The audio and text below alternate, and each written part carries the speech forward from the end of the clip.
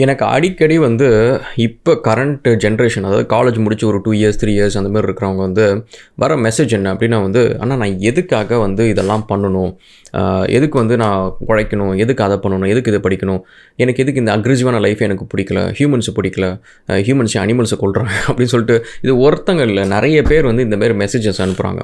அவங்களுக்கு வந்து pretty much வந்து அவங்களுக்குன்னு சொந்த கவலை எதுவும் இல்லை, ஊரார் கவலை எல்லாத்தையும் எடுத்து வச்சுக்கிறாங்க. அண்ட் அதை வச்சுக்கிட்டு தன்னோட லைஃப்பை வந்து அவங்க ஆக்சுவலி ரூயின் பண்ணுறேன் அப்படின்ற ஒரு விஷயத்தை தெரியாமல் அவங்க பண்ணிகிட்டு இருக்கிறாங்க. இது ஆக்சுவலி என்ன ஆகும் அப்படின்றத நம்ம யோசித்து பார்ப்போம் கைஸ். அதாவது இது ஆக்சுவலி ஒரு இம்பார்ட்டண்ட்டான ஒரு விஷயமும் கூட. ஒரு 2009 இருக்கும் நினைக்கிறேன், 2009 அந்த டைமில். அப்போ வந்து இந்த 2008 குளோபல் ஃபினான்ஷியல் க்ரைசிஸ் வந்து நிறைய பேருக்கு வேலை இல்லாமல் அந்தமாதிரி ரொம்ப கஷ்டப்படுற சுச்சுவேஷன். ஸோ அப்போ வந்து நான் 2-3 வேலை, ஏதோ ஒரு ட்ரைனிங்கு, ஸ்கூல் பசங்களெலாம் டியூட்டரிங் பண்ணிட்டு ஏதோ ஒன்று ஆஸ்திரேலியாவில் நம்ம கிடைச்ச வேலையெல்லாம் செய்வோம். ரோட்டில் இருக்க கம்ப்யூட்டராக எடுத்து ரிப்பேர் பண்ணி போட்டுட்ருப்பேன். ஸோ இந்தமாரி ஏதாவது ஒன்று பண்ணிகிட்ருப்போம் அப்படின்னு சொல்லிட்டு நான் பண்ணிகிட்ருப்பேன். என் வீட்டுக்கு வர பசங்களில் சில பேருக்கு வந்து வேலை அப்போ போயிருக்கும், இல்லை வேலை சம்டைம்ஸ் சின்ன வேலையாக இருக்கும், ஏதோ ஒன்று இருக்கும். ஆனால் பொழுதுனிக்கும் வந்து புலம்பிக்கிட்டே இருப்பாங்க. இந்தமாரி எனக்கு எனக்கு இல்லை, நான் இந்தியாவுக்கு போக போகிறேன், அதை பண்ண போகிறேன், இதை பண்ண போகிறேன் அப்படின்னு சொல்லிட்டு பொழுதுனிக்கும் புலம்பிக்கிட்டே இருப்பாங்க. நான் அவங்ககிட்ட சொல்லுவேன், இப்போ நீ இந்த புலம்புற ஃபேஸுன்றது வந்து சிச்சுவேஷன் உனக்கு இப்படி இருக்குது. இதே சிச்சுவேஷனை வந்து உன்னை கொண்டு போய் ஒரு சூப்பரான ஒரு 7 ஸ்டார் ஹோட்டலில் ஒரு 1000 பேர் உன்னை பார்த்து கை தட்டுறாங்க, நீ பேசுவேன்றக்காக வெயிட் பண்ணிகிட்டு இருக்கிறாங்க அப்படின்னா உன்னோட மைண்ட் செட் வந்து ஆப்போசிட்டாக இருக்கும். அவங்க எந்திரிச்சு அவங்க முன்னாடி வந்து பேசணும்னு உனக்கு தோணும். அதேமாரி உனக்கு வந்து வேறு ஏதோ ஒரு இடத்துல வந்து உன்னோட ப்ராஜெக்ட்டுக்கு தான் வந்து உலகத்தில் வந்து பில்கேட்ஸு எல்லாருமே வந்து உனக்காக வெயிட் பண்ணிட்டுருக்காங்க. அந்த ப்ராஜெக்ட்டு ஒரு பர்டிகுலர் விஷயத்தை நீ பண்ணி கொடுத்துட்டானா அந்த உலகமே மாறிடும் அப்படின்ற மாதிரி சுச்சுவேஷன்னா நீ அந்த வேலையில் முழுகி இருப்ப, ஒரு சயின்டிஸ்ட் மாரி கூட ஆகிடுவேன். ஸோ அப்போ அந்த சினாரியோ தான் உன்னை வந்து இந்தமாரி பண்ணுது. இந்த சினாரியோக்கெலாம் நீ மயங்காத. ஸோ இது வந்து இன்றைக்கி வந்துட்டு நாளைக்கு போயிடும், பட் இந்த ஒரு விஷயத்துக்காக நீ ஒன்றை இழந்துடாத அப்படின்னு சொல்லிட்டு அந்த பசங்க சொல்லிட்டு நான் என் வேலையை பார்க்க போயிடுவேன். இப்போ இத்தனை வருஷம் கழித்து அந்த பசங்களை எதேச்சியாக எப்பயாவது எங்கேயாவது மீட் பண்ணுறப்ப, எங்கேயாவது ஆன்லைனில் எங்கேயாவது பேசுகிறப்ப இந்த மாதிரி பசங்க என்ன பண்ணுறீங்கன்னா they actually lost the ship they have to go. அவங்க ஆக்சுவலி ஒரு இடத்துக்கு போக வேண்டிய இடம், அதை நோக்கி போகாமல் அந்த முக்கியமான ஒரு போர்ஷனில் அவங்க என்ன பண்ணுறாங்கன்னு வச்சுக்கோங்களேன், they are inviting depression guys. இது ஆக்சுவலி நீங்கள் அது பண்ண இதுதான் அங்கே போய் முடியும். நீங்கள் வந்து தேவையே இல்லாமல் கஷ்டம் பெருசாக உங்களுக்கு இல்லாதப்ப கஷ்டம் இருக்குன்ற மாதிரி நீங்கள் உணர்ந்து தேவையில்லாமல் கஷ்டப்பட்டுக்கிட்டே இருந்தீங்கன்னு வச்சுக்கோங்களேன். ஏன்னா நம்மள்ட்ட இருக்கிற எமோஷன்லேயே வந்து நம்மளை மயக்கிற எமோஷன் எது அப்படின்னு பார்த்தீங்கன்னா நம்மளோட சோகம் தான். நீங்கள் கவனித்து பாருங்கள், உங்களுக்கு கோவம் வந்துச்சுன்னு வச்சுக்கோங்களேன், நீங்கள் கோவத்தில் ஒரு நாள் ஃபுல்லாக கோவம் இருந்து பாருங்கள், முடியவே முடியாது. அந்த கோவம்ன்றது பீக்குக்கு போகும். அந்த கோவம் உச்சத்தில் இருக்கிறப்ப நம்ம சாமான விட்டறிவோம், கொலை கூட பண்ணுறதுக்கு ரெடியாக இருப்போம். நம்ம மைண்டு யோசிக்காமல் என்ன வேணாலும் பண்ணுவோம். பட் அதே மாதிரி நீங்கள் ஒரு நாள் ஃபுல்லாக இருக்க முடியாது. அதுலேருந்து நீங்கள் இறங்கி வருவீங்க, அதுக்கப்புறம் மோடி வச்சுட்ருப்பீங்க, பேசாமல் இருப்பீங்க, அதுக்கப்புறம் கொஞ்சமாக பேசுவீங்க, சாப்பிடாமல் இருப்பீங்க, அப்புறம் சாப்பிடுவீங்க அப்படின்னு சொல்லிட்டு அந்த கோவம் வந்து எப்படி இருந்தாலும் இறங்கி போயிடும் அது. ஸோ அது வந்து அங்கேயே நிற்கவே முடியாது. ஏன்னா நம்ம உடம்புல அவ்வளோ எனர்ஜி கிடையாது. கோவம் பீக்கில் இருக்க பண்ணி பார்த்தீங்கன்னா எனர்ஜி அப்படியே 100% வந்து 200% வந்து அப்படியே செலவாகிட்டு இருக்கும். அந்தமாதிரி நம்மளால் மெயின்டைனே பண்ண முடியாது. ஸோ அப்போ அந்த பீக்கில் வந்து நம்ம எப்படி இருந்தாலும் இறங்கி வந்து தான் ஆகணும். உடம்பு டயர்டாகும், டயர்டானதுக்கப்புறம் அந்த கோவம் போயிடும். வேறு இந்த சோகம் இருக்குது பார்த்தீங்களா, அது நம்மளை மயக்கிடும். நீங்கள் கவனித்து பார்த்தீங்கன்னு வச்சுக்கோங்களேன், சோகத்தில் இருக்கிறவங்களுக்கு வந்து கோவத்தில் இருக்கிறவனும் வேலை கூப்பிட்டு வேலை செய்யணும்னு சொன்னால் செய்ய முடியாது, போனால் கோவமாக இருக்கும் அப்படின்ட்டுருவான்.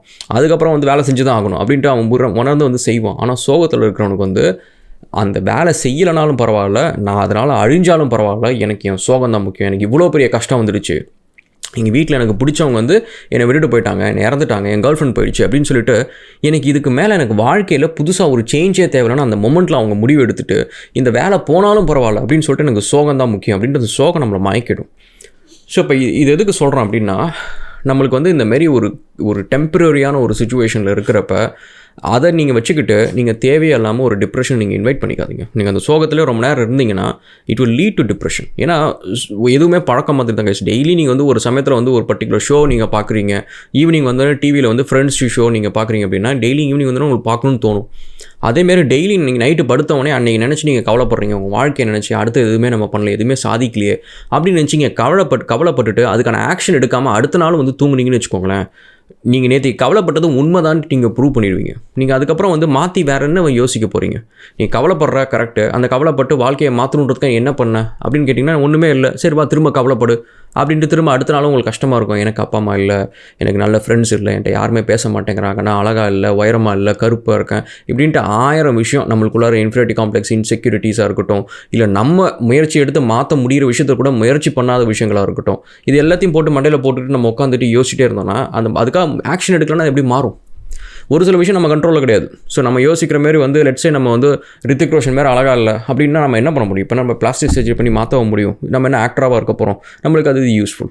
ஸோ அப்போ அதெல்லாம் நம்ம மாற்றணும் அவசியம் இல்லை. ஆனால் நம்ம நல்லா காசு சம்பாதிக்க முடியல அப்படின்றத நம்மளால் மாற்ற முடியும். நம்ம நிறையா படிக்கலை அப்படின்றத நம்மளால் மாற்ற முடியும். நம்மளுக்கு நிறைய எக்ஸ்பீரியன்ஸ் இல்லை, அதை நம்மளால் மாற்ற முடியும். நம்மளுக்கு நிறைய ஸ்கில் இல்லை, நம்மளுக்கு மாற்ற முடியும். நம்மளுக்கு நெட்வொர்க்கிங் நிறைய நல்ல ஃப்ரெண்ட்ஸ் இல்லை அப்படின்றத நம்மளால் மாற்ற முடியும். ஸோ இந்தமாதிரி நிறையா மாற்ற முடிகிற விஷயத்துக்கு நம்ம ஆக்ஷன் எடுக்கணும். ஆக்ஷன் எடுக்காமல் அதை மாறணுன்னா எப்படி மாறும்? அண்ட் இது ஒரு பக்கம். இன்னொரு பக்கம் வந்து ஒரு சார்ட் ஆஃப் நெகிலிசம். அந்த நெகிலிசம் என்ன அப்படின்னு வச்சுக்கோங்களேன், நம்மளால் இந்த உலகம் கிடையாது, அப்படி இருக்கிறப்ப இந்த உலகத்துக்கு நம்ம தேவை கிடையாது, அப்போ எதுக்கு நான் இந்த உலகத்தை பற்றி கவலைப்படணும்? இந்த உலகத்தில் யாருக்காகவும் நான் இல்லை, ஸோ எனக்குன்ட்டு ஒரு ஃபேமிலி தேவையில்லை, நான் எதுவுமே பண்ணணும்னு அவசியம் இல்லை அப்படின்னு சொல்லிட்டு நம்ம இந்த கோல்லெஸ்ஸாக வந்து ட்ரிஃப்ட் பண்ணுறப்ப ஹியூமன்ஸ்க்கு நடக்கிற ஒரு விஷயம். நீங்கள் அனிமல்ஸ் எல்லாம் கவனிச்சுன்னு வச்சுக்கோங்களேன், இந்த சிங்கம், புலி, மான் இதெல்லாமே வந்து தே ட்ரிஃப்ட். அவங்களுக்கு வந்து இந்த இடத்துல வந்து இதை பண்ணி ஆகணும் அப்படின்னு சொல்லிட்டு இந்த சால்மன், ஒரு சில மீன்கள், ஒரு சில ஆஸ்பெஸ்டாஸ், இந்த மாதிரி சில ஆஸ்பெஸ்டாஸ் அது ஒன்று ஒரு பறவை. ஸோ இதுக்கெல்லாம் நீங்கள் பார்த்தீங்கன்னா அந்த மைக்ரேஷன் அப்படின்றது வந்து அதோட லைஃப் டைம் கோல். ஸோ அது வந்து இங்கேருந்து அங்கே போனால் அங்கே போய் இறக்கணும் அப்படின்றது அது லைஃப் டைம் கோல். அதுக்கு அந்த பர்பஸ் முடியல அப்படின்னா அது விடவே விடாது, அது முயற்சி பண்ணிக்கிட்டே இருக்கும். ஸோ கிட்டத்தட்ட அதுக்கு வந்து ஒரு சார்ட் ஆஃப் ஒரு டார்கெட் இருக்குது. ஸோ அப்போ அந்த டார்கெட்டை நம்ம மைண்டுக்குள்ளே வச்சுட்டு அதுக்காக எதையும் நம்ம பண்ணிகிட்டே இருந்தோம்னு வச்சுக்கோங்களேன், நம்ம அன்னெசரியாக எந்த ஒரு தாட்ஸுமே வராது. ஸோ இப்போ நம்ம மற்ற அனிமல்ஸ் நீங்கள் யோசிச்சு பாருங்கள், சிங்கம்லாம் என்ன பண்ணும்? பசிச்சா எந்திரிச்சு போய் வேட்டையாடும். பசிச்சு இன்றைக்கி வேட்டையாடிச்சு சாப்பிட்டு முடிச்சாச்சு அப்படின்னா அது என்ன பண்ணும்? படுத்து தூங்கும். அடுத்த நாள் இதேமாரி வேட்டையாடும், படுத்து தூங்கும். அதுக்கு இதை தாண்டி அதோட பர்பஸ் நான் இங்கேருந்து அங்கே போய் அங்கே ஒரு குட்டியை போட்டு அந்த குட்டியை வளர்த்து அதை கொண்டு போய் ஒரு மலை மேலே நின்று சிம்பான்னு அனௌன்ஸ் பண்ண போது தான். ஸோ அந்த மாதிரி எந்த ஒரு பர்பஸுமே கிடையாது.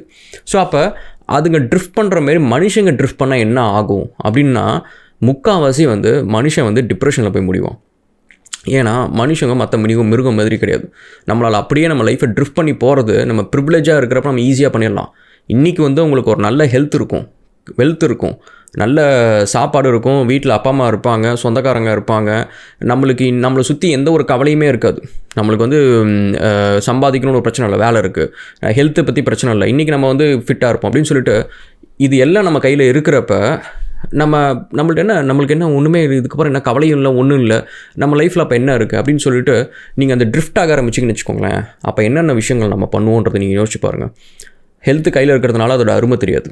ஸோ ஹெல்த்தை மெயின்டைன் பண்ணணும் அப்படின்றது இல்லை. இப்போ நான் ட்ரிஃப்ட் ஆகிறப்ப எனக்கு வந்து கிட்டத்தட்ட வந்து எதுவுமே எனக்கு வந்து பிடிக்காத ஒரு சுச்சுவேஷனில் எதை வேணாலும் நான் பண்ணுவேன்.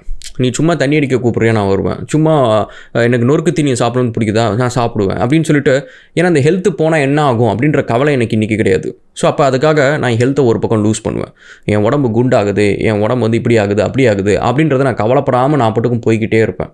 அடுத்தது அதேமாரி வந்து இன்றைக்கி எனக்கு ஒரு வேலை இருக்குதா, சரி நாளைக்கு என் வேலை போயிடுச்சுன்னா எனக்கு நல்ல ஸ்கில் வேணுமே இன்னொரு வேலை கிடைக்கிறதுக்கு அப்படின்றத பற்றி நான் யோசிக்காமல் இன்றைக்கி நான் இருந்தேன் அப்படின்னா, இன்றைக்கி நான் ட்ரிஃப்ட் ஆகிட்டு இருக்கிறப்ப நான் அன்ஸ்கில்டாக ட்ரிஃப்ட் ஆகிட்டே இருப்பேன். என்னோட பழைய எக்ஸிஸ்டிங் ஸ்கில்ஸை வச்சு ட்ரிஃப்ட் ஆகிட்டே இருப்பேன், அது தீர்ற வரைக்கும். ஸோ அது என்றைக்கு தீர்ந்து அடுத்த வேலைக்கு நான் போய் நிற்கிறேனோ அப்போ தான் நான் உணர்வேன், ஐயோ இத்தனை நாள் வந்து இதை நான் ஒரு டார்கெட்டாக, ஒரு மிஷனாக, ஒரு பர்பஸை என் லைஃப்பில் வைக்காமல் விட்டுட்டேன் அப்படின்றது. இதே மாதிரி தான் வெல்த்தும். நம்ம வச்சிருக்கிறத உட்காந்து அனாவசியமாக வந்து இன்றைக்கி போர் அடிக்குதுன்றதுக்காக இருக்கிற நெட்ஃப்ளிக்ஸ் ஷோஸ்லாம் வாங்குறது, இருக்கிற புக்ஸ் எல்லாம் வாங்குறது, அதை வாங்குறது, இதை வாங்குறது அப்படின்னு சொல்லிட்டு நம்மளுக்கு யூஸ் இல்லாத 1000 விஷயத்தை வாங்குறோம் வச்சுக்கோங்க. புக்ஸ்னு சொல்ல கதை புக்ஸ்னு வச்சுக்கோங்க. ஸோ அந்தமாரி 1008 வெட்டி விஷயத்தை நம்ம வாங்கிட்டு நாளைக்கு நம்மளுக்கு எமர்ஜென்சிக்கு திடீர்னு வந்து ஒரு நம்ம கம்பெனிக்கோ இல்லை நம்ம வேலைக்கோ ஏதோ உனக்கு ட்ரை பண்ணுறதுக்கு எனக்கு பணம் வேணும் அப்படின்றப்ப பணம் இல்லைனா என்ன பண்ண முடியும்? ஸோ அந்த பணம்ன்றது பிரிட்டி மச் எங்கேருந்து வருதோ அந்த சோர்ஸுக்கே நம்ம திரும்ப வந்து ரெப்ளனிஷ் பண்ணுறதுக்கு பணம் இல்லைனா என்ன பண்ண முடியும்? ஸோ அதே மாதிரி தான் நம்ம சுற்றி இருக்கிறவங்கள வந்து if you don't nurture that relationship, அந்த ரிலேஷன்ஷிப்பும் இருக்காது. ஃப்ரெண்ட்ஸாக இருக்கட்டும், ஃபேமிலியாக இருக்கட்டும், நம்ம நர்ச்சர் பண்ணலாம் அது இருக்கவே இருக்காது. ஸோ அந்தமாரி நம்மளுக்கு எல்லாம் இருந்தும் நம்மளுக்கு எதுவுமே இல்லாத மாதிரி, நம்மளுக்கு இனிமேல் என்ன இருக்குது, மனுஷங்களை பிடிக்கல, உலகம் பிடிக்கல, அதை பிடிக்கல, இதை பிடிக்கல அப்படின்னு சொல்லிட்டு 1000 குறைய சொல்லிக்கிட்டு நம்மள்ட்ட இல்லாத டிப்ரெஷனை நீங்கள் இன்வைட் பண்ணி வீட்டுக்கு கூப்பிட்டு வந்துன்னு வச்சுக்கோங்களேன், அது உங்களை வச்சு செஞ்சிடும். ஸோ அதுக்கப்புறம் நீங்கள் யோசிச்சுட்டே இருப்பீங்க, இன்றைக்கி எனக்கு அதை பற்றி எதுவுமே கவலை இல்லை, ஏன்னா இன்றைக்கி நம்ம எங்கே இருக்கிறோம், இன்றைக்கி நம்மளுக்கு வந்து ஓரளவுக்கு கையில் காசு இருக்குது, ஒரு வேலை இருக்குது அப்படின்ட்டு நம்ம கவலை இல்லாமல் இன்றைக்கி ட்ரிஃப்ட் பண்ணிடலாம்.